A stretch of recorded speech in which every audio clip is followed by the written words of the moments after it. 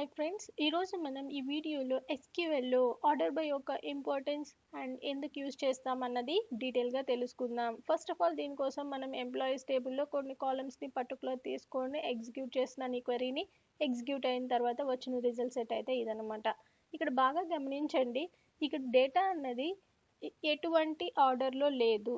అంటే మనం డేటాని ఏ విధంగా అయితే ఆ టేబుల్లోకి ఇన్సర్ట్ చేస్తున్నామో అదే ఫార్మాట్లో మనకి రిజల్ట్ సెట్ అన్నది ఫెచ్ చేయి డిస్ప్లే చేస్తుంది. ఇక్కడ ప్రతి ఒక్క కాలంలో డేటాని మనం కన్సిడర్ చేసి చూసామంటే ఎటువంటి ఆర్డర్ అయితే లేదు. ఓకే అండి, ఇప్పుడు మన దగ్గర ఒక 5 రికార్డ్స్ ఉన్నాయి. లెటస్ సే ఈ 5 రికార్డ్స్ ఉన్నాయి. ఇందులో హైయెస్ట్ టు లోయెస్ట్ వైజ్గా మనకి శాలరీని ఆర్డర్ వైజ్ పెట్టమన్నారు అన్నది ఒక టాస్క్ అనుకోండి.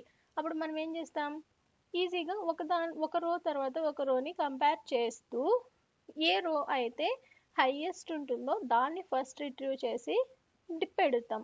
ఇక్కడ చూడండి 13,000 అన్నది హైయెస్ట్ ఉంది, సో దీనికి ఫస్ట్ ప్లేస్ ఇచ్చేస్తాం. నెక్స్ట్ హైయెస్ట్ ఏంటి అన్నది ఈ 13,000తో మిగతావన్నీ దీన్ని పక్కన పెట్టేసి మిగతా వాటిల్లో ఉన్న రోస్లో నుంచి కన్సిడర్ చేస్తూ చెక్ చేస్తాం. Next highest 6,000, next highest 4,400, next 2,600.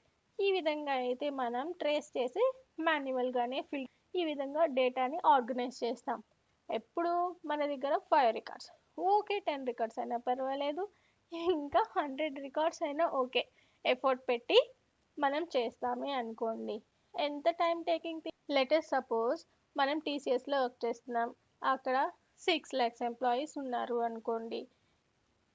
ఒకవేళ మనల్ని రిపోర్ట్ జనరేట్ చేయమన్నారు, మనం ఎటువంటి రిపోర్ట్ చేయాలంటే TCSలో లోయెస్ట్ శాలరీ తీసుకునే ఎంప్లాయీ దగ్గర నుంచి హైయెస్ట్ శాలరీ తీసుకునే ఎంప్లాయీ వరకు మనం డేటాని డిస్ప్లే చేయాలి.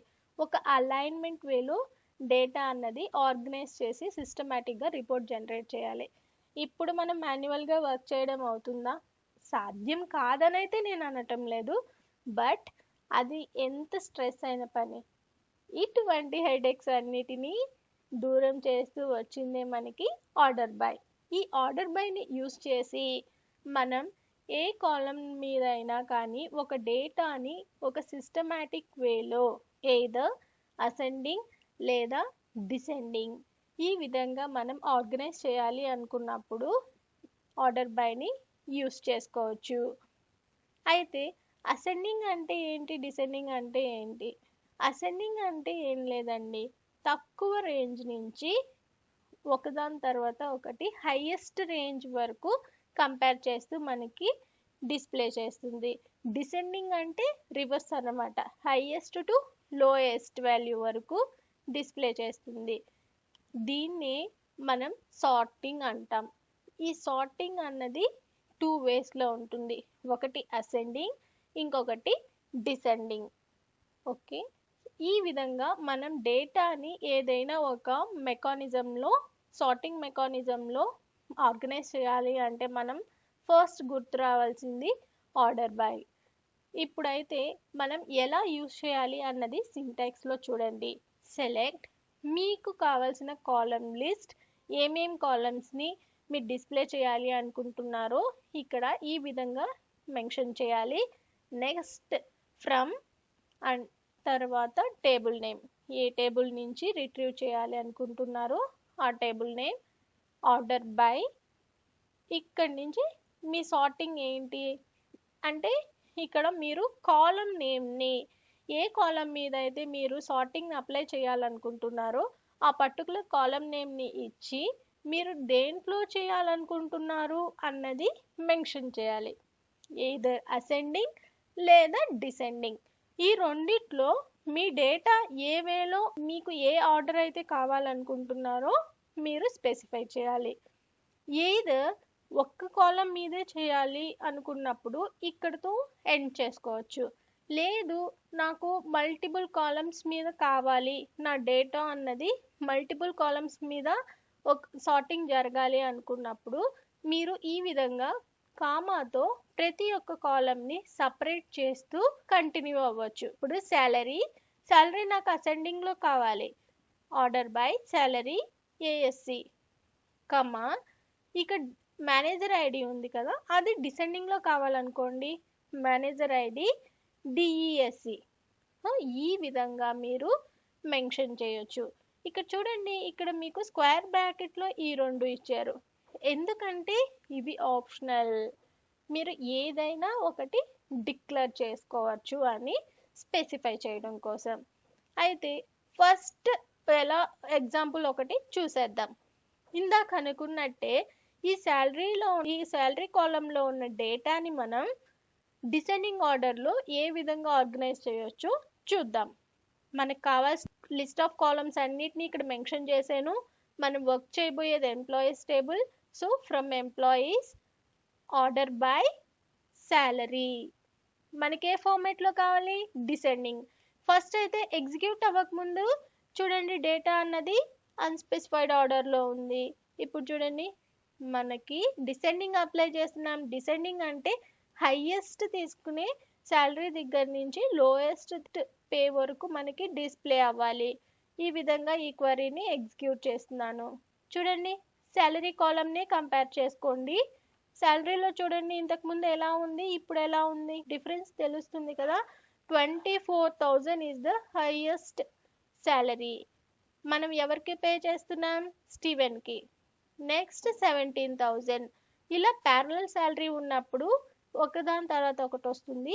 ఈ విధంగా హైయెస్ట్ నుంచి లోయెస్ట్ వరకు మనకి మన రిజల్ట్ సెట్ అన్నది ఉంటుంది.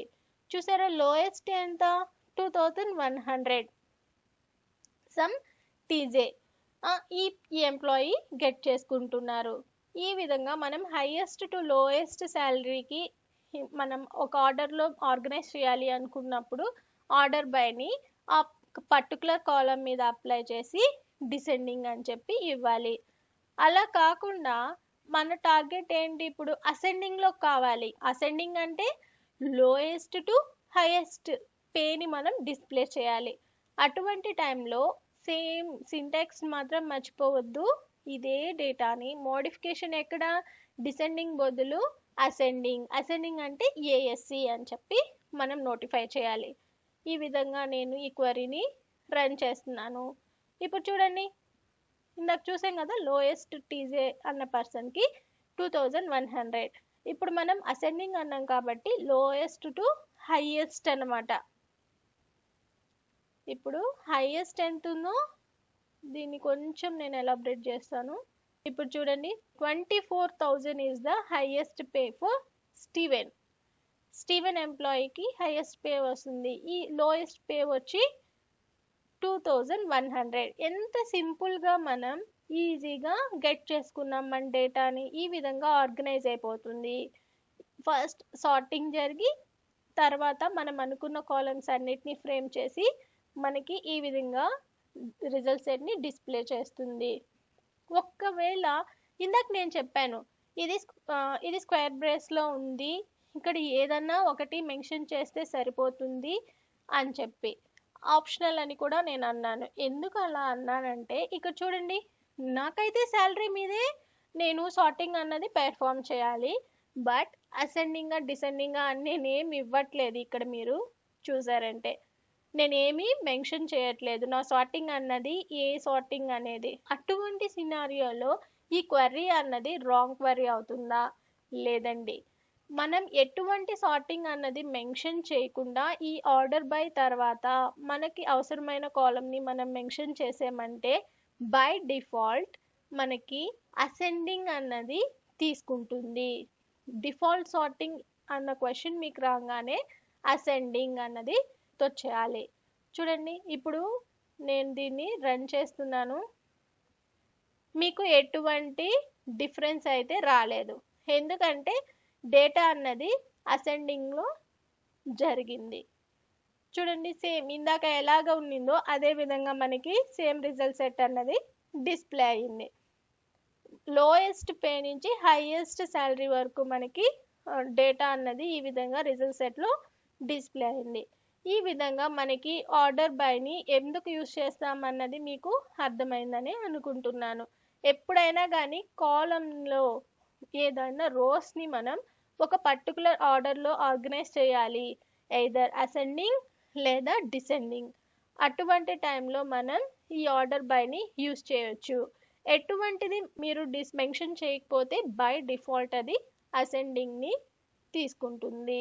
ఆర్డర్ బైని యూజ్ చేయకపోతే మన డేటా రిజల్ట్ సెట్లో అన్స్పెసిఫైడ్ ఆర్డర్లో ఉంటుంది. అదే అప్లై చేస్తే స్పెసిఫైడ్ ఆర్డర్లోకి ఆర్గనైజ్ చేయబడుతుంది. ఈ వీడియో మీకు యూజ్ అయిందని అనుకుంటున్నాను. Please like, share and subscribe to our channel. Comments must and should. Thank you for watching.